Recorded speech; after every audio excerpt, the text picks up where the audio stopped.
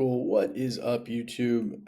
Wanted to do a quick video on my first ever seller finance deal. I want to show you, how we got it under contract, what it looked like, how we found it, and how you can go out and do the exact same thing. So a little bit of background. I came into this deal with a partner, so I own it 50/50. It's located out here in Austin, Texas. It is a duplex. And basically what we did, or what my partner and I did, is we went 50/50. So we split the cash flow, the equity, everything except the depreciation 50/50, right? And with that, I found the deal. I also agreed to manage the deal. Um, and with that, he came up with the majority of the down payment. He came up with about 80% of the down payment. I negotiated the financing, negotiated the seller finance part, all of it. And here's exactly how we did it. Step one, finding the property. What we had done is we looked for, I went on the MLS, realtor here in Austin. And as I went through the MLS, I was looking for properties that have been on the market for more than 90 days. And I found this duplex, reached out to the realtor directly and asked him, hey, would your seller be open to potentially going under contract with seller financing, right? Non-traditional financing.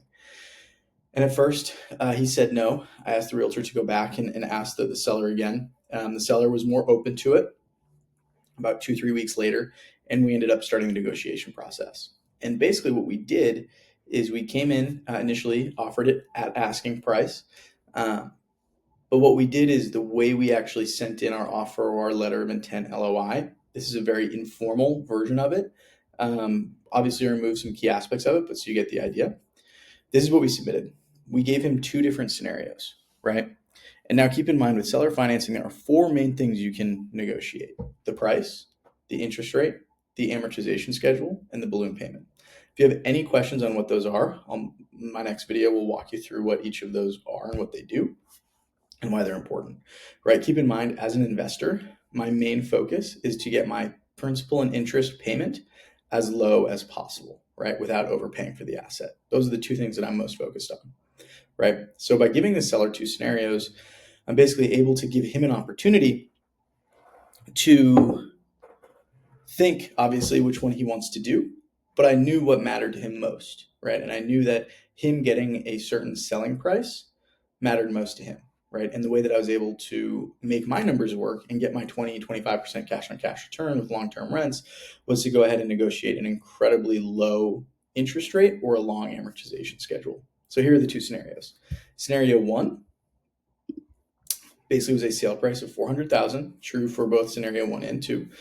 But I included a longer amortization schedule of 40 years with a 10-year balloon payment, an interest rate of 3%, an amortization over 40 years, a down payment of $30,000, which is about 7%, and an earnest money of 1% with a 10-day option period. The total loan amount would be $370, and our PI would be $1,325 per month, right? Scenario 2 is a $400,000 list price. The loan duration was 30 years. It was a 30-year amortization schedule with a lower 2.75% interest payment, with a down payment of same thing, $30,000, earnest money 1% of the sale price with an option period of 10 days, right? Now it's interesting. The only thing that's changed is the amortization schedule and the interest rate. And we see now with the same loan amount, the PI, principal and interest, went from $1,325 in scenario 1 to $1,511 in scenario 2. So basically what we did is we sent this out to the seller. The realtor showed this, the LOI, the 2 options that the seller had. At first, the seller wasn't, he would entertain the different offers. He ended up going with option number 1, the 40-year amortization schedule, and we ended up closing about 3 weeks later. And what's so great about that, giving 2 options, is it puts you in a position of not power, but leverage, right?